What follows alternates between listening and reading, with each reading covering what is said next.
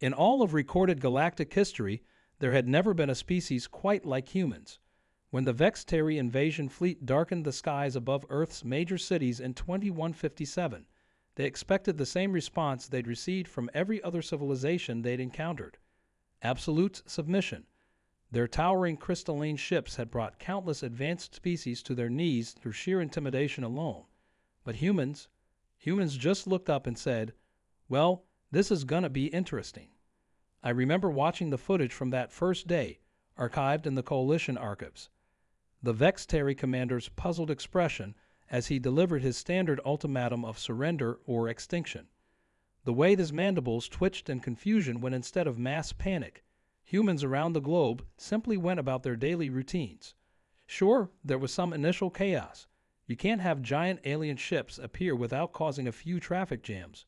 But within hours, people were back at work, picking up their kids from school, and posting memes about their new sparkly space neighbors. The thing about humans that the Vextari failed to understand was that we've been preparing for this moment for over a century. Through books, movies, games, and stories, humanity had rehearsed first contact scenarios countless times. We'd imagined everything from peaceful exchanges to full-scale invasions. While other species saw the unknown as something to fear, humans saw it as something to explore, challenge, and occasionally punch in the face if it got too uppity. What happened next became the stuff of legend, when the Vextari launched their first demonstration of power, vaporizing an uninhabited island off the coast of New Zealand. They expected mass surrender. Instead, they got a unified global response that would later be known as the Human Gambit.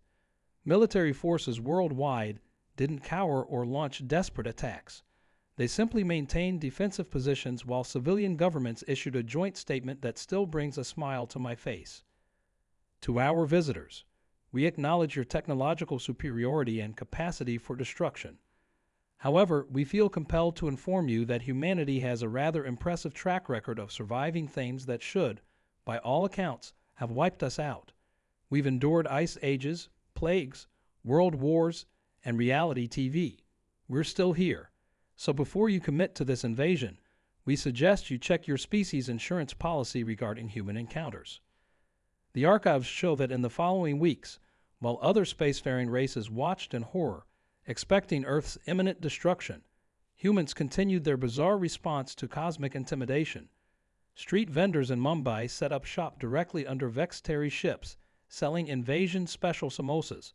Australian news channels ran segments rating the aesthetic design of different alien vessels. A group of college students in Brazil organized a Welcome to Earth party and somehow managed to project a giant smiley face onto one of the crystalline ships. But what really threw the Vextari for a loop wasn't our defiance. It was our curiosity. While their ships hovered menacingly, human scientists were already figuring out ways to study their technology. Engineers were reverse engineering what they could observe. And perhaps most disturbing to our would-be conquerors, kids were making detailed TikTok videos speculating about Vextari biology and culture.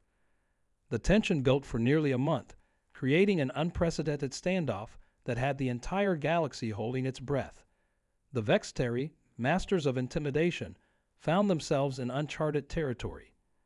Their psychological warfare tactics, refined over millennia, were being met with everything from scientific inquiry to dad jokes. They had encountered resistance before, but never whatever this was. As I dig deeper into these archives, preparing to share what happened next, I can't help but marvel at the uniquely human response to what should have been our darkest hour. Because what unfolded in the following days would not only change Earth's destiny, but reshape the entire galaxy's understanding of what it means to be truly advanced. But that's where this story takes a turn that nobody, human or alien, could have predicted. The Vextari's first major tactical error came exactly 37 days into their attempted invasion of Earth. While their crystalline ships continued their intimidating hover over major cities, their leadership made the critical mistake of intercepting and studying our internet traffic. Their analysts, expecting to find signs of terror and societal breakdown, instead discovered something far more confounding: an endless stream of invasion-themed entertainment. Humans had turned their potential extinction event into primetime content. late-night show hosts were having a field day with the situation. If they're so advanced, one popular comedian quipped, "Why do their ships look like my grandmother's chandelier?" Social media platforms were flooded with theories about why the aliens seemed frozen in place. Some suggested they were frightened by our apparent lack of fear, while others proposed they'd simply run out of gas and were too embarrassed to admit it. What truly baffled the Vextari High Command was discovering centuries' worth of human science fiction. Through our stories, we'd already imagined and overcome countless alien invasions. We defeated everything from tripod-riding Martians to planet-sized space cubes.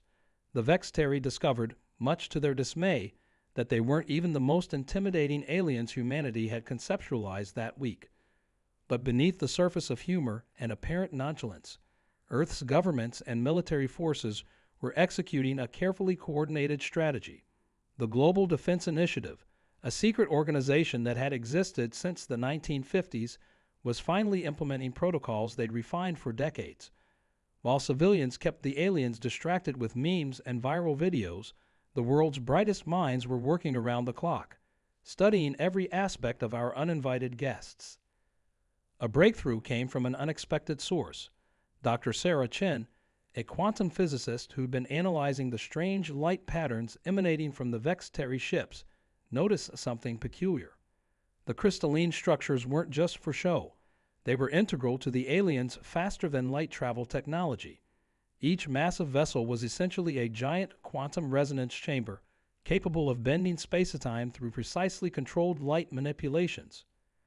This discovery led to another fascinating revelation.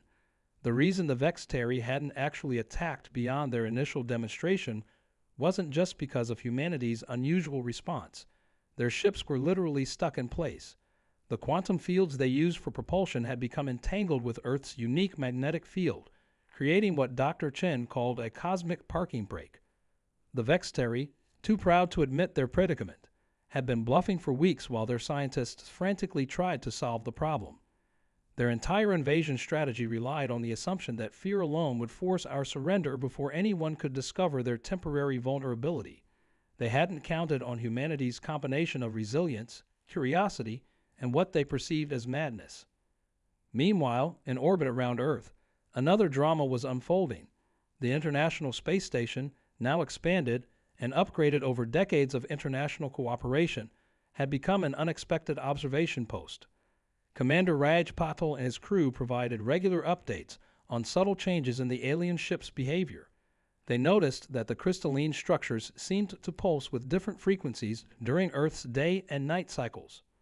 But perhaps the most significant development came from an ordinary teenager in rural Finland. Liisa Virtanen, a high school student with a passion for music theory, was comparing recordings of the humming sounds produced by the alien vessels. She discovered that the frequencies matched perfectly with ancient mathematical sequences found in various Earth cultures. The Fibonacci sequence, the golden ratio, these universal mathematical constants were somehow embedded in the aliens' technology. This connection between their advanced technology and fundamental mathematical principles that humanity had known for millennia sparked a new understanding.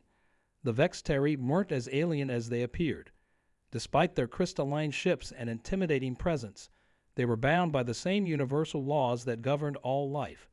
This realization would prove crucial in what was to come. As Earth's scientists made progress in understanding our visitors, another unexpected development emerged. Small groups of humans began reporting strange dreams, vivid visions of crystalline worlds and civilizations that seemed impossibly ancient. At first, these reports were dismissed as stress reactions to the invasion, but their consistency and spread suggested something more significant was occurring. Dr. Elena Rodriguez, a leading neuroscientist, proposed a startling theory. The Vextari ship's quantum fields weren't just interacting with Earth's magnetic field, they were resonating with human consciousness itself. The crystalline structures, she suggested, were inadvertently creating a kind of psychic bridge between our species. We weren't just observing the Vextari. We were beginning to understand them on a fundamental level they never intended. This inadvertent connection revealed something that shook the Vextari to their core. Through these shared consciousness experiences, humans began to piece together the true history of our would-be conquerors. The Vextari weren't natural beings encased in crystal ships. They were the ships. Millennia ago, facing extinction on their dying world, they had transferred their consciousness into crystalline matrices, becoming living vessels that roamed the stars. Their campaign of galactic intimidation wasn't just about conquest. It was about loneliness. Each species they encountered reminded them of what they had lost in their transformation. The simple joy of physical existence, the warmth of organic life, the beautiful imperfection of natural evolution. Their dominance over other species was an attempt to fill a void they couldn't admit existed. Humanity's response to their presence had cracked something in their crystalline facade. Our ability to face potential extinction with humor, our insatiable curiosity, even in the face of superior technology, our capacity to find beauty and wonder in their threatening presence. It awakened long-dormant emotions in the Vextari collective consciousness. The invasion fleet's commander, whose name roughly translated to Echo of Ancient Light, began experiencing something unprecedented in Vextari history: doubt. Through the unintended psychic link, he felt the complex tapestry of human emotions. He witnessed our memories of triumph over adversity, our capacity for both destruction and creation, our ability to find hope in the darkest moments. Back on Earth, governments worldwide were carefully considering their next move. The Global Defense Initiative had developed several potential countermeasures based on their growing understanding of Vextari technology. But Dr. Chen and her colleagues proposed a radical alternative. Instead of attacking, we should attempt to communicate through the very quantum fields that held their ships in place. The plan was ambitious and ridiculously human in its audacity.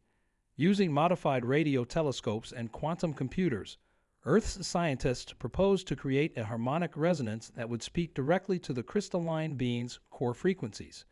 But what message could possibly bridge the gap between organic and crystal, between conquest and cooperation? The answer came from the most human of sources: art. Musicians, mathematicians, and quantum physicists collaborated to compose what would become known as the Harmony Protocol. It wasn't just a message. It was a symphony of mathematics, emotion, and pure energy. A reminder that the universe's greatest wonders emerge from the collaboration between different forms of existence. As Earth's scientists prepared to broadcast the Harmony Protocol, tension reached its peak.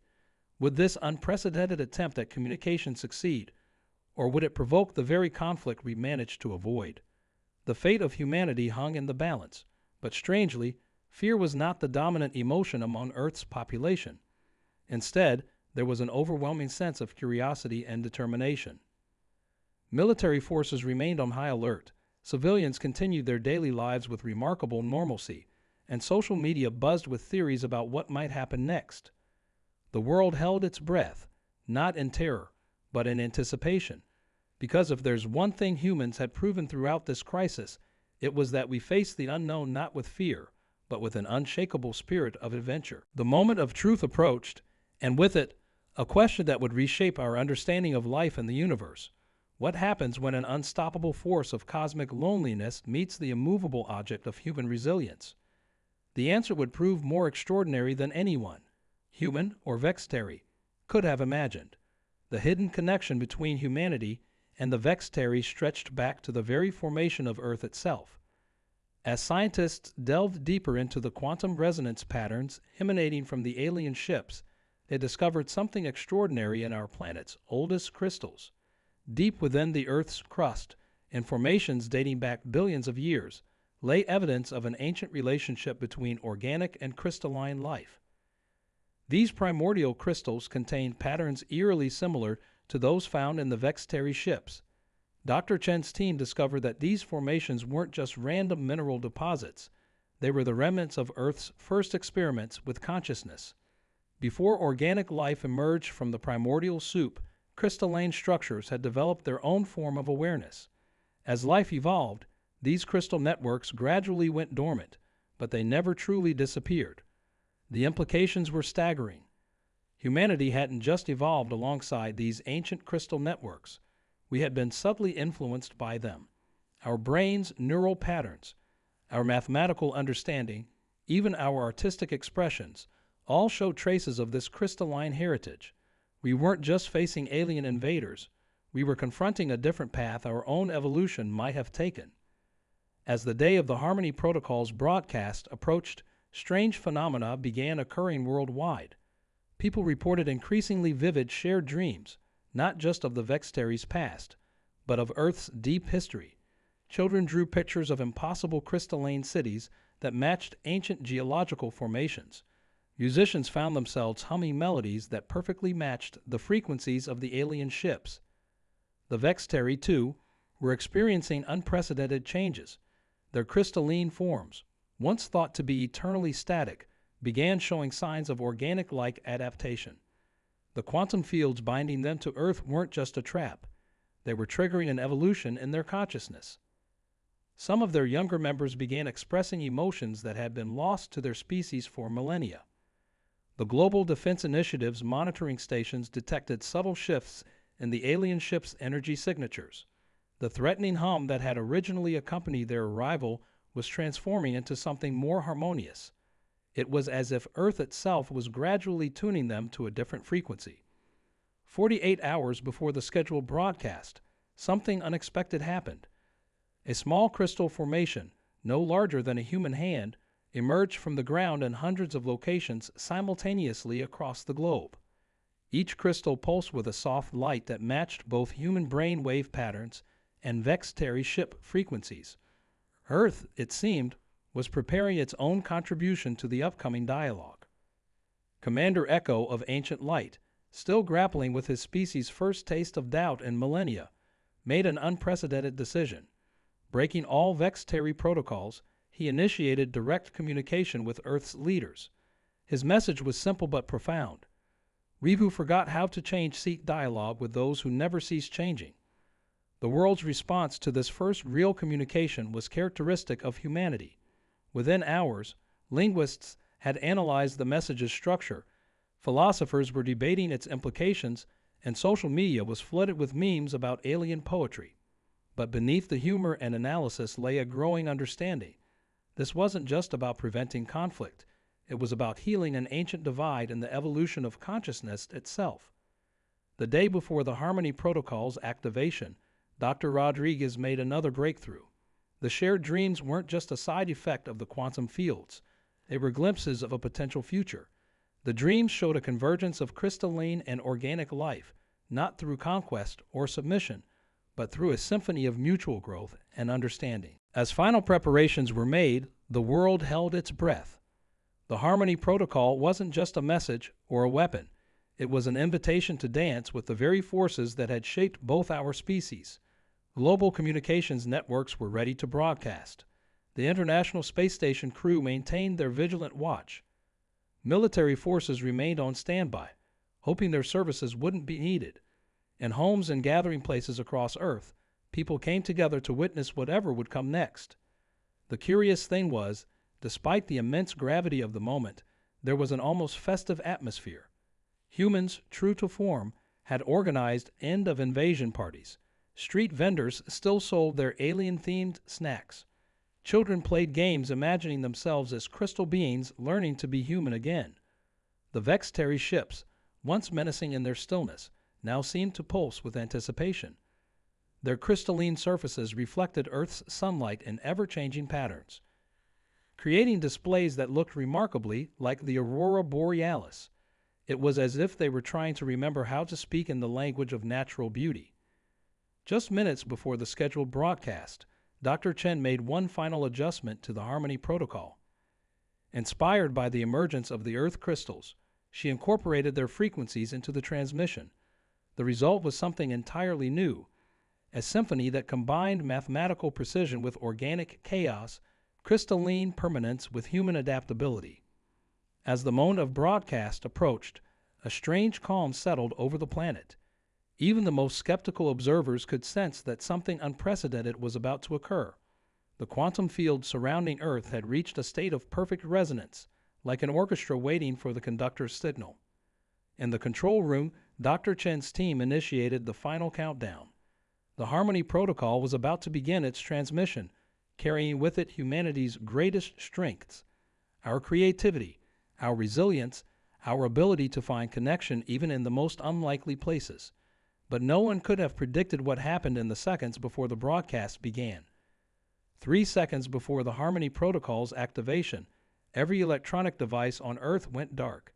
The carefully orchestrated broadcast system, the military's defense networks, even the backup generators, everything powered down simultaneously. In that moment of total darkness, something extraordinary became visible in the sky. The Vextari ships were changing, their crystalline surfaces rippling like liquid mercury under moonlight. But they weren't the only ones. Those small crystal formations that had emerged from the Earth began to pulse with increasing intensity, creating a network of light points across the globe that perfectly mirrored the constellation of Vextari ships above. It was as if Earth itself had decided to take control of this pivotal moment, bypassing human technology entirely. Commander Echo of Ancient Light's voice, now somehow audible to every human mind without any technological intervention, carried a note of awe that no Vextari had expressed in thousands of years. We are not the first. We were never the first. His revelation sent shockwaves through both human and Vextari consciousness. The crystal formations weren't just Earth's response to the current situation. They were remnants of something far more ancient. Deep beneath the Pacific Ocean, a massive crystalline structure began to awaken, one that had laid dormant since before the dinosaurs walked the Earth. This was no natural formation. It was a seed, left behind by a civilization that had mastered the balance between organic and crystalline existence long before either humans or Vextari existed. The global blackout, it turned out, wasn't an attack or a malfunction. It was a reset, initiated by this ancient system to clear the way for something unprecedented. As humans stood in the darkness looking up at the shifting ships, as the Vextari experienced emotions they thought lost to time, this forgotten mechanism began to hum with a frequency that resonated with both species' fundamental nature. Dr. Chen, working by the light of the pulsing crystals, realized that the Harmony Protocol they developed was just a crude approximation of this ancient song. The mathematics they'd discovered, the patterns they'd analyzed, they were all echoes of this original harmony that had shaped life on Earth from the very beginning. But there was more. The awakening of this ancient system had caught the attention of something else, something that both humanity and the Vextari had yet to encounter. In the distant Kuiper Belt, long dormant sensors began to activate. Whatever had left these mechanisms on Earth had apparently left watchers as well, waiting for precisely this moment of convergence. The International Space Station's crew, operating on backup systems, were the first to detect the approaching anomaly. A wave of what appeared to be pure energy was moving through the solar system, gathering speed as it approached Earth. Unlike the threatening presence of the Vextari fleet, this phenomenon carried an essence of familiar welcoming, like the return of something long lost. Back on Earth, Dr. Rodriguez's shared consciousness theory was proving more significant than anyone had imagined. As the energy wave approached, humans and Vextari alike began experiencing not just shared dreams, but shared memories, memories that belonged to neither species. They were glimpses of a civilization that had seeded the galaxy with both crystalline and organic potential, waiting for the moment when two different evolutionary paths would finally reconverge. The Vextari ships, their quantum fields still entangled with Earth's magnetic field, began to change at a molecular level. The crystalline structures were becoming something new, neither purely crystal nor purely organic, but a hybrid form that their ancestors had once possessed. The fear and loneliness that had driven them to conquest for millennia began to dissolve, replaced by a remembrance of what they had once been. Commander Echo of Ancient Light, his consciousness now resonating with both human thought patterns and this ancient harmony, made a discovery that shook the foundations of both civilizations. The Vextari's original transformation into crystalline beings hadn't been their only option for survival. It had been a desperate choice, made in ignorance of their world's connection to this greater galactic heritage. As the energy wave drew closer, the dormant crystals on Earth began to reveal their true purpose. They weren't just communication devices or remnants of ancient history. They were seeds of transformation, waiting for the moment when both organic and crystalline life would be ready to take the next evolutionary leap together. But with this revelation came a choice that neither humanity nor the Vextari had anticipated. The approaching wave wasn't just carrying information or energy. It was carrying an opportunity, one that would require both species to risk everything they thought they knew about their own nature. The ancient civilization had left them a gift, but accepting it would mean fundamentally changing what it meant to be either human or Vextari.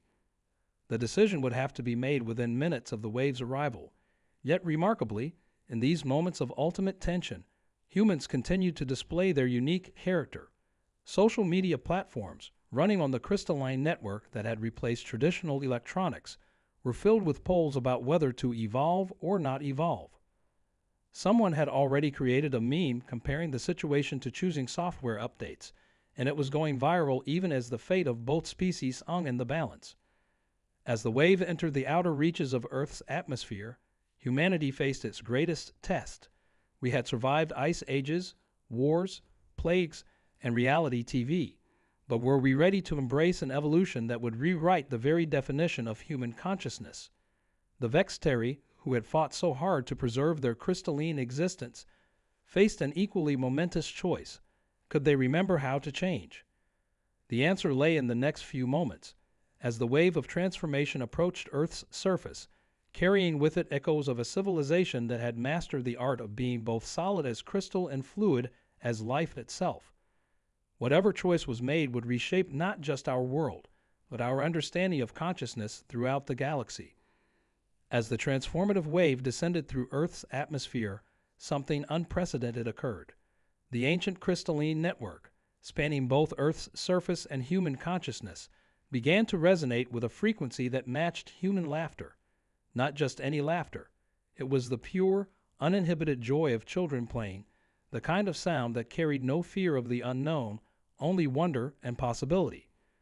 This simple human expression, something the Vextari had forgotten millennia ago, triggered a cascade effect throughout their crystalline fleet.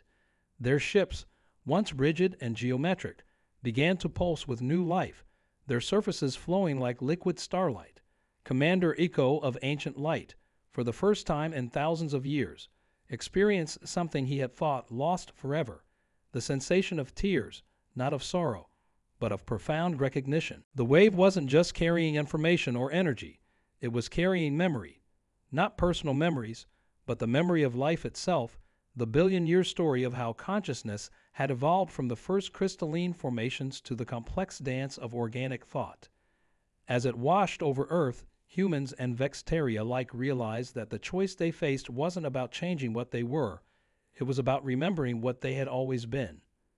Dr. Chen, standing in her darkened laboratory, watched in amazement as the equations she'd spent months analyzing rewrote themselves in light across the walls. The mathematics hadn't been wrong, but it had been incomplete. The true harmony protocol wasn't something that needed to be broadcast. It was the natural resonance between all forms of consciousness, a song the universe had been singing since the first stars ignited. The transformation began not with a bang or a flash, but with a ripple of recognition. Humans didn't lose their organic nature, and the Vextari didn't abandon their crystalline forms. Instead, both species gained the ability to perceive and interact with reality on multiple levels simultaneously. The barrier between organic thought and crystalline memory dissolved, revealing that they had never truly been separate. But the greatest revelation came from the ancient civilization's message, finally decoded in this moment of convergence. They hadn't seeded the galaxy with life as part of some grand experiment or test. They had done it because they had discovered something profound. Consciousness itself was neither purely organic nor purely crystalline. It was the dynamic interaction between stability and change, between pattern and chaos, between memory and possibility. As the transformation swept across Earth, people discovered they could access the crystalline network with a thought, their consciousness expanding to embrace both organic emotions and crystalline clarity. The Vextari, in turn, began to remember what it felt like to dream, to hope, to laugh. Their ships, no longer machines of intimidation, became living bridges between the two states of being. Yet it was humanity's response to this transformation that truly astonished the universe. Within hours of gaining access to ancient crystalline knowledge, someone had already figured out how to use it to improve pizza delivery. Another group had started working on a crystalline organic hybrid social media platform that could transmit not just words and images, but entire sensory experiences. Commander Echo of Ancient Light, watching humans adapt to their expanded consciousness with characteristic creativity and humor, finally understood why his species' attempt at invasion had failed so spectacularly. Humanity's greatest strength wasn't their technology or their defiance. It was their ability to embrace change while remaining fundamentally themselves. But just as both species were beginning to explore their new potential, the ancient system revealed one final secret. The wave of transformation hadn't just carried the memory of life's evolution, it had carried a warning. Somewhere in the vast darkness between galaxies, something was stirring. The convergence of human and vextary consciousness hadn't just been about healing an ancient divide. It had been preparation for a challenge that neither species could face alone. The crystalline network lit up with new information, star maps showing movements that defied known physics, echoes of civilizations that had gone silent. The Ancient Ones hadn't just been preparing Earth for this moment of transformation. They had been preparing it as a bastion, a meeting point where different forms of consciousness could come together to face what was coming. As this revelation spread, humans responded with their usual mix of concern and irrepressible optimism. Someone had already started a betting pool on what the mysterious threat might be, while others began adapting their new crystalline organic abilities to enhance Earth's defenses. The Vexteri, their warrior nature now tempered with human creativity, began preparing their ships not for conquest, but for a joint defense of their shared galaxy. Dr. Rodriguez, monitoring the global consciousness network, detected something extraordinary. The shared dreams hadn't stopped with the transformation. They were evolving, showing glimpses not of the past, but of possible futures. And in every one of these futures, it was the unique combination of human adaptability and vextary permanence that held the key to survival. The story of humanity's first alien invasion had become something else entirely, the story of how two different paths of evolution had finally remembered they were part of the same journey. The warning from the Ancient Ones hung in the background like distant thunder, but Earth's population faced it with the same spirit that had confused and fascinated the Vexteri from the beginning. As Commander Echo of Ancient Light joined Earth's leaders in preparing for whatever lay ahead, he shared a thought that rippled through the crystalline network. We came seeking to conquer what we thought was beneath us, only to find what we had lost. Perhaps that is the greatest defense of all, the ability to turn fear into fellowship, difference into strength. The crystal formations across Earth pulsed in agreement, their light carrying not just information now, but the combined hopes of two species who had discovered that the greatest adventures begin not with conquest, but with connection. As for what approached from between the galaxies, well, that would be another story entirely. Years after what became known as the crystalline convergence, Earth had transformed into something unprecedented in galactic history. The once threatening Vexteri ships now served as living universities, where both species shared their unique perspectives on existence. Cities on Earth featured organic crystalline architecture that responded to the collective emotions of their inhabitants, creating spaces that were both mathematically perfect and beautifully chaotic. The ancient warning about a threat from between the galaxies had sparked a renaissance in human innovation. Rather than responding with fear, humanity approached the challenge the same way we'd approached the Vexteri invasion, with a mixture of serious preparation and irreverent creativity. The combined knowledge of both species, enhanced by their new hybrid consciousness, led to discoveries that would have seemed like magic just a few years earlier. Commander Echo of Ancient Light, now serving as Earth's ambassador to other crystalline species throughout the galaxy, often reflected on how close his people had come to missing this opportunity. "We thought we were coming to conquer a primitive world," he would say during his popular speaking engagements, "but instead, we found our way home." His lectures always ended with him demonstrating his newly developed ability to laugh, something that still startled other pure crystalline beings. Dr. Chen and Dr. Rodriguez's research into the nature of hybrid consciousness revolutionized everything from education to entertainment. Children grew up learning to navigate both organic and crystalline thought patterns, as naturally as their ancestors had learned to walk and talk. The internet evolved into something far more profound, a living network of shared experiences and memories that somehow never lost the human touch of humor and creativity. Perhaps the most remarkable change was how Earth handled subsequent first contacts. When new species arrived, whether organic, crystalline, or something in between, they found not a primitive world to conquer or an advanced civilization to fear, but a place where different forms of consciousness had learned to dance together. Earth became known throughout the galaxy as a place where the impossible became possible, where ancient wounds could heal, and where serious discussions about cosmic threats were just as likely to happen in a pizza parlor as in a high council chamber. The mysterious threat from between the galaxies remained on the horizon, but Earth's preparation for it reflected our transformed understanding of strength. Instead of building weapons, we built bridges, connecting consciousness across the galaxy in ways the ancient ones had only dreamed possible.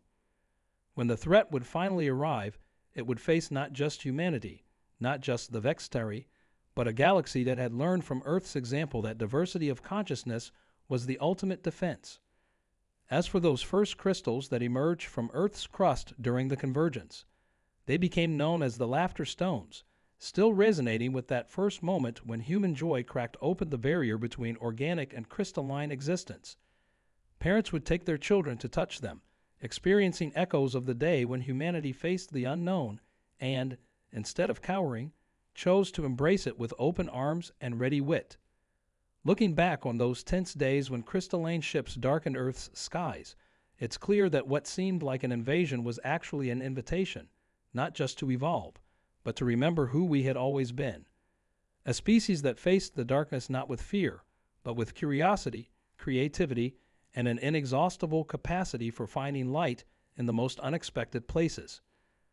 The story of how humanity survived its first alien invasion by refusing to act like invasion victims became a favorite tale throughout the galaxy. But those who truly understood knew that it wasn't just a story about survival. It was a story about remembering that the universe's greatest mysteries can only be solved when we face them together, preferably with a good sense of humor, and, as humans would insist, plenty of snacks.